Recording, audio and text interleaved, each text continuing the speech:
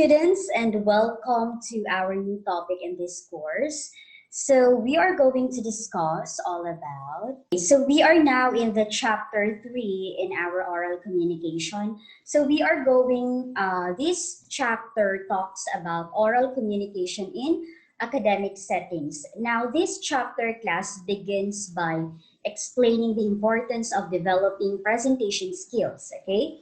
Or to be specific, developing oral presentation skills. Now, students or scholars and professionals in various fields and specializations aspire to communicate the new ideas they have either learned or created.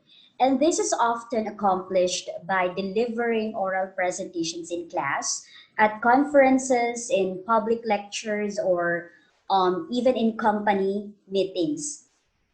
Now, it then goes on to suggest strategies that enable a presenter to properly give effective presentations. This chapter class also employs cooperative or collaborative techniques to train students to work with others well. So it gives us guidelines for participating in group discussions and debates.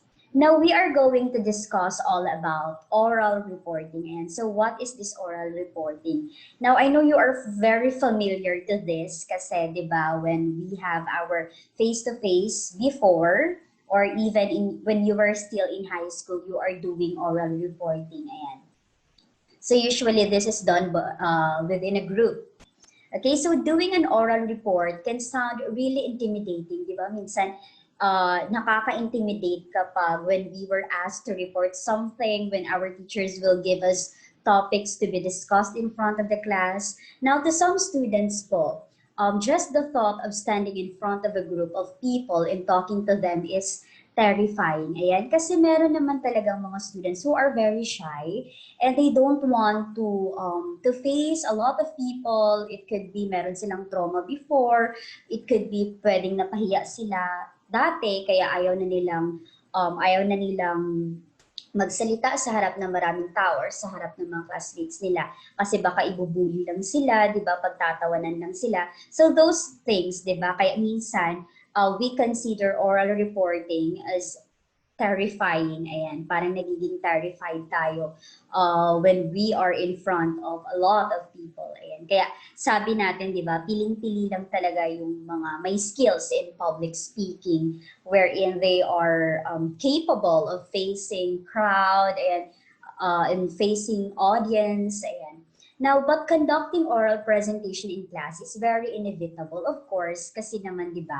So, lalo na dito sa oral communication natin, siguro kung nagkaroon lang tayo ng face-to-face. So, you will also do this, okay? Bakit? This is one way for you, class, to enhance your skills, okay? Kung nahihiya man kayo, hindi pwedeng forever kayong mahihiya. Bakit? Kasi it could be merong mga skills dyan sa inyo which are hidden, okay? Hindi pa na-discover. So, it could be, it's one way of discovering your talents and skills na, may talent pala ako sa ganito. Okay naman palang magharap sa maraming tao. Kaya ko naman pala, okay? Kasi at first lang naman yung medyo kinakabahan tayo kasi that is normal, di ba? Being nervous naman in front of a lot of people when you are when you speak is really terrifying and parang nagkakaroon ka ng stage fright, yung iba parang nasusuka, okay? Yung iba naman parang mahihimatay. So, it's one way also, class, of enhancing your skills, di ba? And your capabilities in facing a lot of people, in boosting your self-confidence also. Kasi naman, hindi naman talaga ito maiiwasan, di ba? Lalo na kapag nagkakaroon tayo ng face-to-face, your teacher will really ask you to do this. Ayan. So the teacher will give you topics to discuss and you are going to research about it, you are going to study about it, and then, ayan, kayo yung magbibigay ng information regarding the topic given to you. Now, this is because part of any curriculum requires students to engage in oral reports or presentations to prepare them to the oral communication demands in their future careers. So I know that it will really help you a lot, especially when you apply for a job later on, 'di ba? So meron kayong kaharap na mga employers ninyo na hindi nyo kilala or hindi nyo pa sila na-encounter in your entire life kasi nga 'di ba mag-a-apply ka pa lang ng work.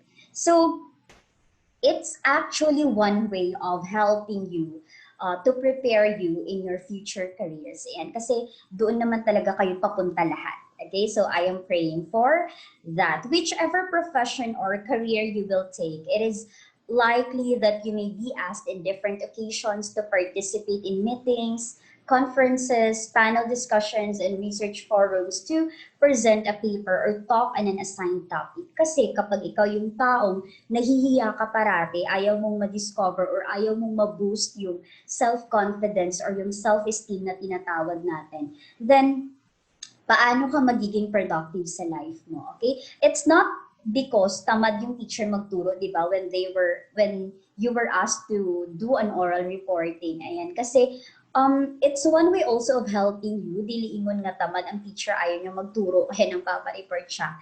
No, it's actually for your own good kasi the teacher naman cannot spoon feed everything kasi in learning, of course, it is both the students and the teachers. Okay? So, hindi lang teachers yung kailangan magbigay ng info. Kailangan maging interactive yung discussion. Ayan. So, what is this oral report? Okay? Also called as oral presentation, it is a type of presentation that offers a group of audience, ayan, your classmates may be, with new information, ideas, or insights about a particular topic. Okay. So, but how do you exactly prepare for an oral presentation?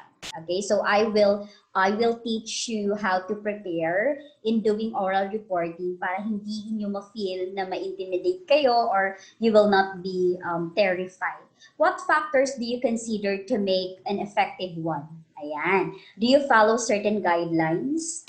And then this lesson offers time-tested and practical suggestions on how to create an effective oral presentation.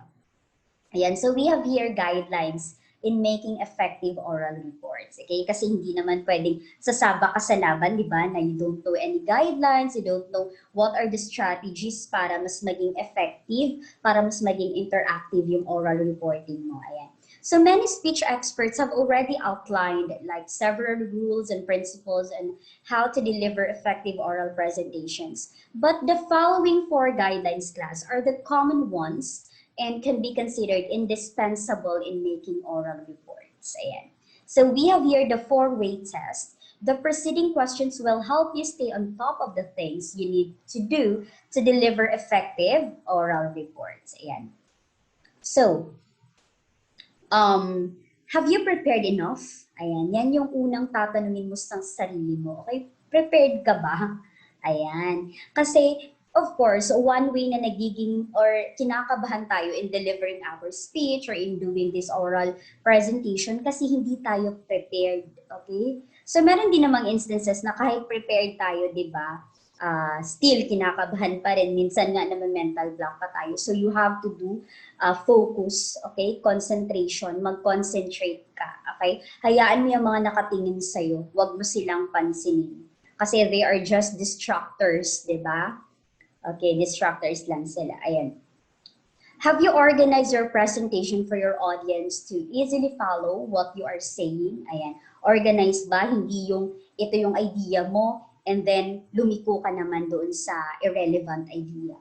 Ayan, so kailangan organize, in logical order. Have you used appropriate visuals to enhance your presentation? Ayan, mag-isip ka ng magandang concept para mas ma-deliver mo ng maayos yung oral presentation mo. Okay, hindi yung parang nagsasalita ka na lang all the time, which nagiging bored na yung mga nakikinig sa'yo. So, you can use visuals like halimbawa, nagpiprint ka sa Kopanban and then you are going to show that your classmates, di ba? Ayan, so you are going to think of a good concept. Ayan. Have you practiced enough so you would not you would not rattle and forget what you have prepared. Ayan. So mag-practice, 'di ba? Sabi nila, practice makes perfect. Ayan. So Ayan, mag-practice. So, we really need this para ma-enhance natin and para hindi tayo kabahan. Okay? So, pwede namang mag-practice ka in front of your family, in front of your friends, ayan, para naman they can give something or they can comment something on your presentation. Ganito meron pang kulang. Ayan. Next, preparation. There are no secrets to success. Ayan. It is the result of preparation, hard work, and learning from failure. So that is according to Colin Powell or Powell. Now, the quote gives the basic idea, class, of how much success you can have from preparation. Okay? Appropriate and substantial preparation, because preparation is inherent in all other factors considered in creating an effective oral report. Thus, only knowledge of the topic and type of audience and strategy are discussed here. So ayan ha, there are no secrets to success. Hindi pwedeng ngayon nag-aaral ka pa, bukas agad graduate ka na, or bukas ka agad may trabaho ka na. No, di ba? It requires a lot of preparation, marami ka pang challenges na pagdadaanan. You are still in the senior high school level, and marami pa kayong mai-experience. Okay? Ayan, so it requires hard work and learning from failure. So it is actually normal na ma-fail tayo, 'di ba? So yung kailangan lang natin is you don't need to give up, okay? You always have to look for better days na kahit papaano, 'di ba, malalagpasan mo 'yun. You can surpass everything kasi God will never give us challenges naman kung alam niya na hindi natin ito kayang isolve or hindi natin ito kayang hanapan ng solution. Okay? So you have to bear that in your mind na you are still studying, marami pa kayong dapat pag-aralan, marami pa kayong madidiscover sa sarili ninyo, okay? Marami pa kayong makikilala or ma-encounter ng mga different kinds of teachers, different personalities, characteristics, ayan. So, it really requires hard work bago tayo maging successful sa buhay. Okay? So, bear that. Ayan, you should have the knowledge of the topic. Ayan. Kasi ngayon, kung magre-report ka lang without knowledge of the topic, so how will you deliver your topic well, di ba? So, yan yung unang tatandaan niyo. So, kailangang mag-research, okay? Mag-study, okay? Basahin. Kasi yung nangyayari sa mga students before is based on my experience when I will give them topic. Ayan. So, yung parang nangyayari, binabasa lang nila, which is not good, okay? It's not oral reporting, it's actually reading, okay? Binabasa lang yung topic na binigay namin. So, you should do research para maka-learn din kayo. Okay? Kasi it's one way also na tinitignan ni teacher kung how well are you in the class. Okay? Yung performance ninyo, your attitude as well. Now, there is no better way to prepare for an oral report than knowing your topic well. Very good. Okay? Yan talaga yun. It is given that in a particular class, the professor or instructor will assign each or a pair of students a topic to be reported in class. Okay? Remember that the more you know about your topic, the more you become confident in how to go about your presentation. Moreover, know how much time will be accorded for your report. Ayan. So parang kapag you really know the topic, parang feeling mo confident ka na, kaya ko to. Okay? Kung kaya ng iba, kaya ko rin.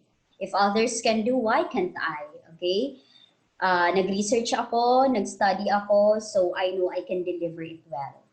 Ayan. Now, study as much about the topic as you can by researching. Okay, example, going to the library. Okay, kung wala namang library, using the internet sparingly, and conducting interviews from experts, which is an effective way to gather up-to-date information.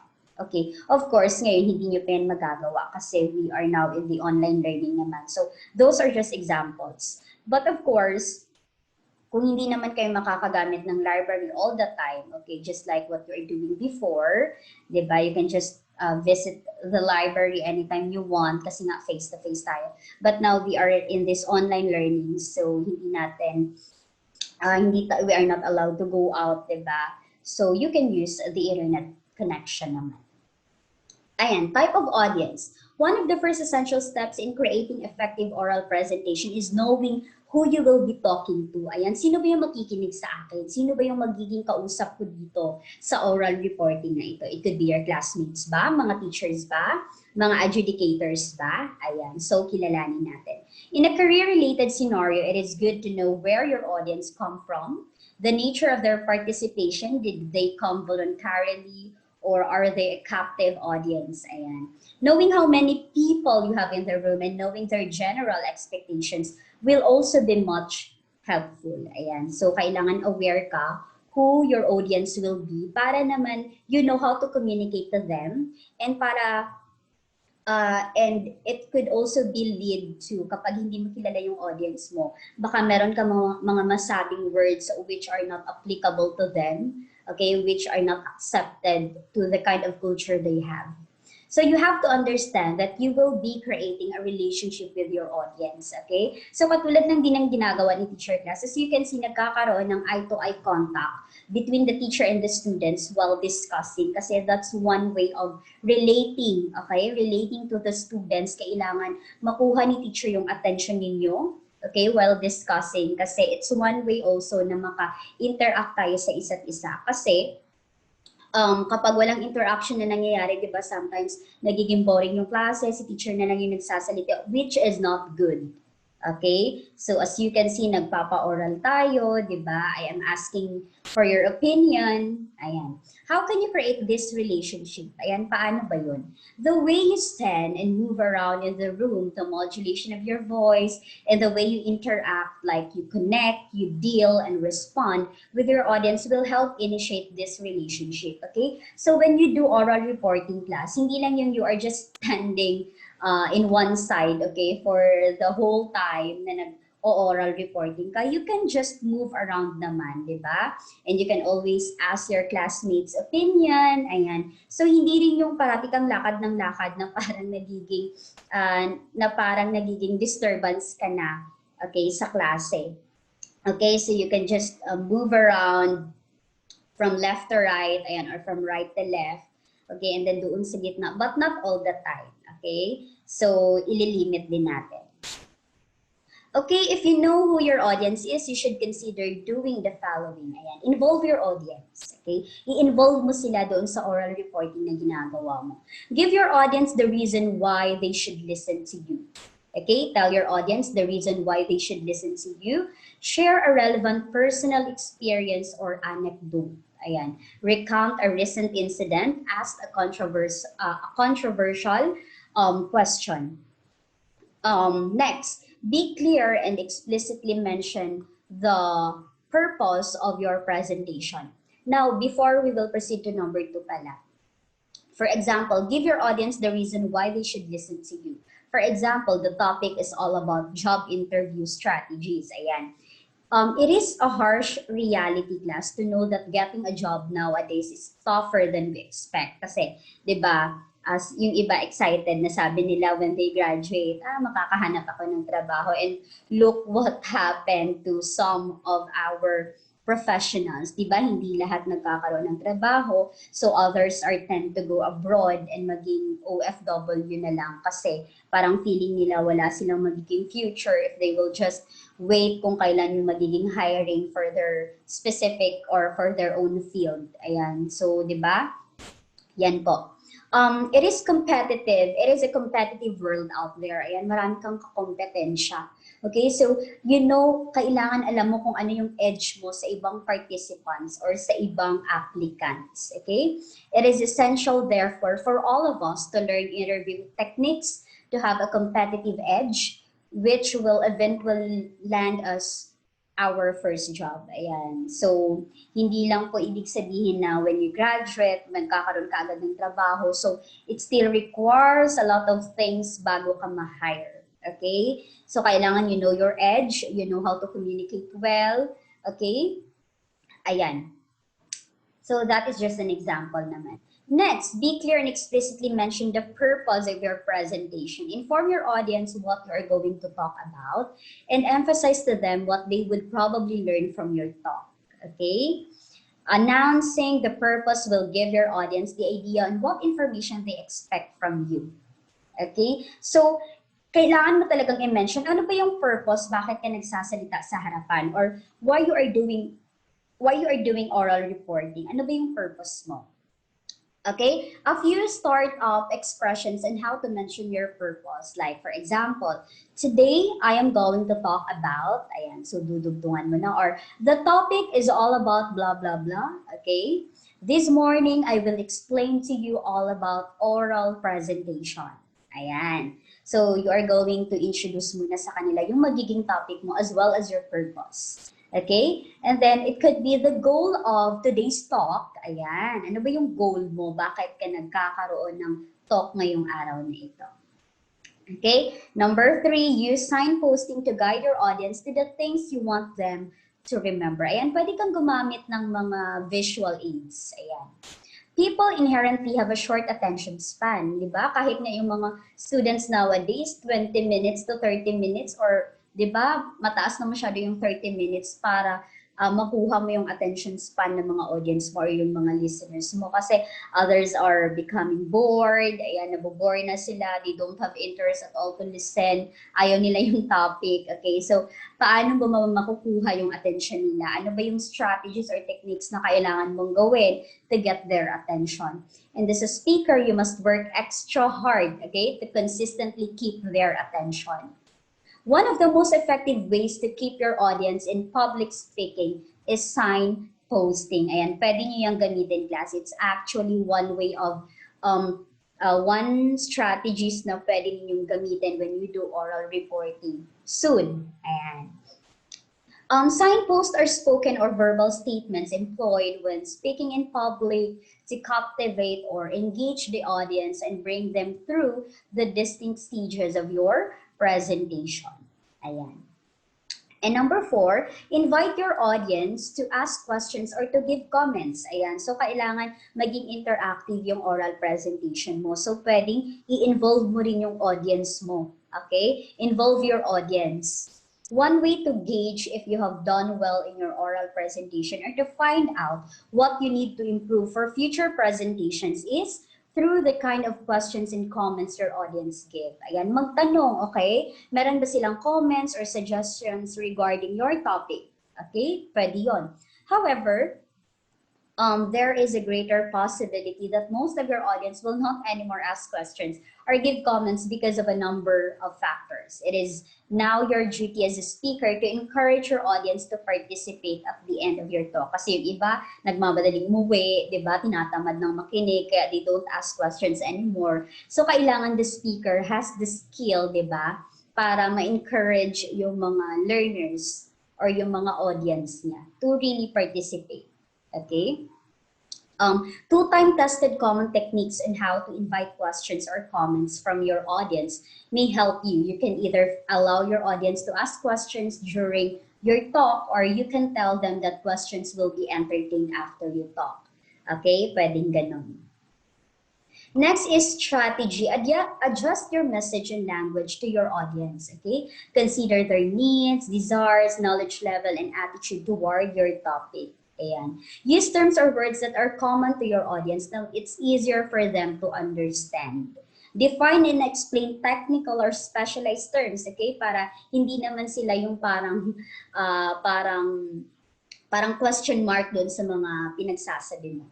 Follow the basic tenet of spoken and written discourse. Say what you're about to say, like you're going to introduce a topic, say it, or discuss your topic well. And you may tell your audience again what you have just told them, okay? Or like closing, repeat, and emphasize key points. Ayan. Accept and practice diversity, respect opinions of others. Kasi of course, your audience are diverse, okay? Magkakaiba sila ng personalities, attitudes, characteristics. So you have to really respect also their opinions and ideas. Hindi yung ikaw yung speaker, ikaw na lang lahat yung paniniwalaan nila or sa'yo na lang manggagaling lahat ng opinions or sagot, okay? So you have also to consider and respect the ideas of your audiences. Okay. Organization of content, ito na yung sinasabi natin kanina. In terms of organization of your content, oral reports are somehow parallel with written reports. Both have an introduction, body, and conclusion. Ayan. So you have to really organize your content. Kailangan merong introduction, body, and conclusion. Okay? Huwag yung hindi mo pa nga na-i-introduce yung topic mo, you go now to the body, and you go now to conclude your topic. Okay? Now, the amount of information your audience will get may depend largely on how you structure or organize your content. Kasi, di ba, mag-create ng confusion sa mga nakikinig sa'yo if your topics are not organized. Okay?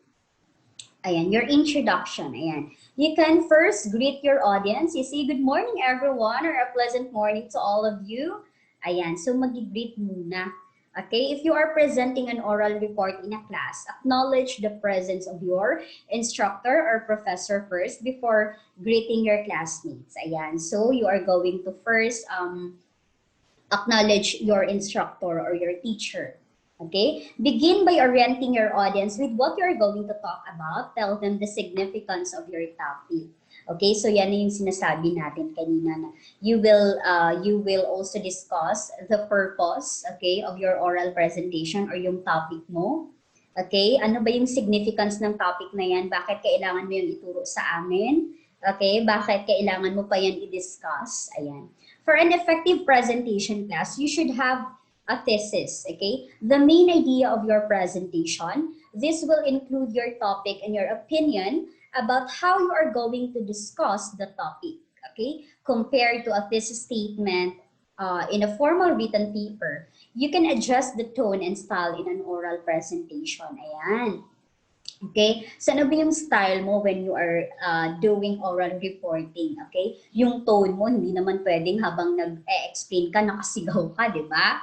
Okay? So, hindi naman pwedeng yung tone mo while explaining is monotonous, parang isang tono lang lahat, which nabobore na yung mga nakikinig sa'yo, okay? So, kailangan you know how to play with your voice, your tone, para hindi naman sila, para hindi nila ma-feel na nabobore na sila or wala na silang interest to listen, okay? So, kailangan alam yan ng speaker. Body, ayan, you can develop your thesis by using a framework like the logical dependency tree. So you can do naman main point 1 and main point 2. But of course, in main point 1, okay, ano ba yung unang main topic mo? Okay, or yung main point mo? Okay, you can have supporting idea 1, 2, and 3. Okay, so yan yung first idea mo or yung main point. Another is you can, para organize, di ba? Kailangan organize yung content natin. Main point 2, ano yung second na idea mo? Okay, so isi-support mo na siya by using supporting 1, supporting 2, and supporting 3. Okay, hindi pwedeng nagko-cross yung mga ideas mo. Ayan. For example, ito, first, air pollution can be reduced by controlling the use of private automobiles because it will substantially lessen the burning of fossil fuels. Second, in reducing air pollution, people play a crucial role by not using massive amounts of plastics, which are hazardous pollutants of the soil. And third, I will discuss to you how significant it is to reduce air pollution. It factors regulate their carbon emissions. Okay, so ayan. So as you can see, naka-organized yung pag-discuss niya about air pollution with the use of first, second, and third. Ayan, so yun yung ideas niya about it. After your discussion naman, of course, you have to conclude that. Conclude your report by restating your thesis and reminding your audience the 3 major ideas and how to solve the problem you have just told them. Okay, your audience may or may not take down notes, di ba? Hindi lahat yan ang susulat. Thus, it is important that you repeat your major arguments to remind them about what you have talked about. Okay, so pwedeng ganon. Next is the visuals. Okay, you can actually use visuals when doing oral reporting. Now, visual aids like photos, and film clips, graphs, diagrams, and charts can enrich an oral presentation, diba? If you can remember class, diba, before when you are doing oral reporting, your teacher would ask you to make a visual aids, diba? So depending on your creativity. Ayan, so yung iba, meron pang mga design, okay, para yung mga classmates nila mapapawaw at talagang makikinig kasi hindi nila alam kung ano yung next na mangyayari sa oral reporting. So, marami kayong pwedeng gawin actually. Okay? Ayan. You should, however, consider the following when using visuals. Ayan. Keep your visuals simple, clear, and orderly. Okay? Huwag yun parang malilito na yung classmates mo sa sobrang dami. Okay? Ayan. Use visuals only to point out major ideas or use them only to help your audience point a picture of what you say. Hindi yung nakasulat lahat, okay, na makikita lang naman sa libro, okay? Just make sure yung sinulat mo lang are all main points, okay? Yung parang bibigyan mo ng emphasis. Use a font style and size large enough to be seen from the back of the room, okay? So, hindi po pwedeng kapag gagawa tayo ng visual aids, ganito lang kaliit or yung size niya, size 11. Okay, so it cannot be seen actually at the back, okay? Make sure na yung font style and font size na ginagamit natin are large enough to be seen at the back, okay? Para makita kahit nasa likod ka pa. Okay, so kailangan you know how to adjust also. Okay? Huwag yung sobrang liit, huwag din yung sobrang laki, okay? Kasi it will cost you a lot of money, okay? Kasi gagawa ka ng visual aids, di ba? So magastos talaga. Okay, yan. Practice. Ito, ayan. Practice is especially critical for inexperienced or first-time presenters. Ayan. So, kapag first time mo, alam mong first time mo to, first time ko to, kasi nahihiya talaga ako to face a lot of people, even facing my classmates or my teachers. Okay? So, what will I do? Okay? Ano ba yung gagawin mo para ma-develop yung self-confidence sa'yo? Okay? Yung self-confidence mo. Okay? Mag-practice, okay? Huwag lang sasabihin na, kaya ko na. Okay, without doing anything. Hello, it's your first time presenting a topic, okay? So, kailangan, you know a lot of things, you know what strategies you're going to have, as well as your techniques, okay? Just remember that the more you practice, the less probable you will go off track. Okay, so tandaan nyo yan, okay? The more oral reports you give, the better you are going to get. Ayan. So yung iba parang they are very grateful kapag nabibigyan sila ng maraming topics. Okay, it's not just for exposure, it's actually enhancing their skills naman talaga. 'Di ba? Kaya minsan yung iba arisgada na talaga, 'di ba? Parang, ma'am, ako, kaya ko yan, ma'am. Okay, parang ganun. Kasi it's one way also of helping themselves, 'di ba? Para ma-boost nila kung ano yung meron sa kanila and to discover a lot of things coming from themselves. Ito, delivering oral reports. Now, to this day, when it comes to speech delivery, nothing has ever beaten the Aristotelian technique, 'di ba? Tell them what you are going to tell them and tell them what you told them. Ayan. Okay, now greet your audience. Okay, tandaan yan. Get the attention of your audience immediately by doing one of the following. Okay, tell your audience why the topic is significant to them. Share a relevant personal experience or anecdote. Recount a recent incident. Ask a controversial or an interesting question. Tell your audience what you are going to talk about by mentioning the topic rather, and then tell them how you are going to talk about it, and by saying the 3 arguments like the one you have in your guidelines. Okay? Speak clearly and at a moderate speed, not too slow and not too fast. Okay? Huwag masyadong blah, blah, blah, blah, blah, blah. Okay? Yan. Masyadong mabilis. Okay? Dahan-dahan lang. Huwag din yung masyadong mabagal kasi mabubore sila. Okay? So, kailangan you know how to make your speed, yung parang yung tama-tama lang. Okay? Purposely pause at major points to emphasize the significance of a specific point you are making, okay? Huwag yung tuloy-tuloy, mag-pause ka rin, okay? So, na-lesson na natin yung pause dito sa oral com natin. Engage your audience by looking at them what you talk, okay? Huwag yung nakatingin ka sa taas when you are discussing, di ba? So, make an eye-to-eye contact with your audience, okay? But remember not to look at a particular person, okay? Huwag yung titignan mo lang yung isang tao lang kasi baka ma-intimidate siya or baka meron siyang maisip na ibang thoughts. Bakit siya lang yung tinitignan mo? Okay? Pitch your talk toward the back of the audience. Okay? Make sure na naririnig siya doon sa pinakalikod. Okay? Hindi yung kinakausap mo lang or nagkakaroon ka ng eye-to-eye contact, yung parang kinakausap mo lang is yung nasa harapan. Okay? Kasi meron akong na-encounter ganyan before na ayaw na nilang makinig. The rest na nasa likod nagte-text na lang kasi si ma'am, yung estudyante murag na alang sa front. Okay? Ayan. Okay? Or even yung mga classmates nila. Yung tinatanong lang yung nasa harapan. How about yung nasa likod? Okay? So you have to engage all your classmates, lahat ng nakikinig. Okay? Involve them in your oral presentation. Now, in using your visuals po, do not totally face the visual aids and give your back to your audience and do not stand in a position where you block the visuals, okay? So ito yung kailangan ninyong tandaan kasi meron yung iba, yung parang nagre-record sila kasi based on my experience, kasi how many years na ako in teaching, okay? So when they report, they tend to look at their visual aids without looking into their audience, okay? Sino ba yung kinakausap po yung visual aids mo? Okay, so pwede ka namang tumingin doon sa visual aids mo, but make sure to do glance only. Mag-glance ka lang kasi di ba kapag nag-oral presentation ka, kailangan nabasa mo na yon, familiarize mo na yon. Okay, so na-familiarize mo na yung topic mo, so you don't need to look at it every time.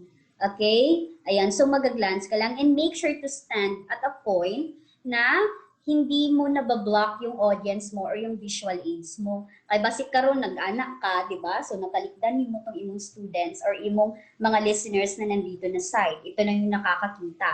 Okay, so you need to know that. Katulad sa mga artista, di ba? When they try to talk, di ba? As you can observe sa mga scenes, okay? Different kinds of scenes, di ba? So yan yung isa sa nilelearn nila, yung blocking. Okay, yung blocking talaga.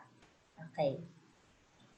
Next, close your oral report by telling your audience what you have told them. Do so by reiterating your thesis and your main arguments. Okay, so balikan mo. Okay, doon yan sa part ng conclusion para ma-refresh naman sila. Ask your audience if they have any questions. Be sure to answer politely and acknowledge and respect the opinions of others. Okay? So you really have to ask for questions or clarifications. Kasi baka meron silang mga tanong and then nahihiya lang sila to speak it, okay? Baka nahihiya lang sila. So engage them or gauge them. And then do not forget to always thank your audience, okay? Kasi for their time, okay? And then yes, for giving them your time, di ba? Okay, so ayan, do not forget to really thank them. And ayan, kung nagkakaroon ng participation, ayan, so wag niyo rin niyang kalimutan. Okay? So I want you also to thank, okay? I want also to thank you for really have the time to really watch my video. I hope so na tinitignan niyo rin ito kasi I know that this will help you a lot. Okay, so I hope that I hope na marami kayong na-learn dito sa akin kasi I know that I am doing my best to really give you the best. Okay? Ayan. So this is actually our reference. Ayan. This is your book. So I just included here all the things or all the main points of our topic. Now it's your time, diba? As I am reminding you all the time, it's actually your time now to really scan and read your books kasi very detailed yon. Okay? So have a Merry Christmas everyone. I hope that you will celebrate your Christmas with love and joy, okay, with your family, and with your friends, with your relatives, and all the people that surround you, okay? So that's all for our lesson, okay, for this week. Thank you. Have a nice day and stay safe, everyone. Bye!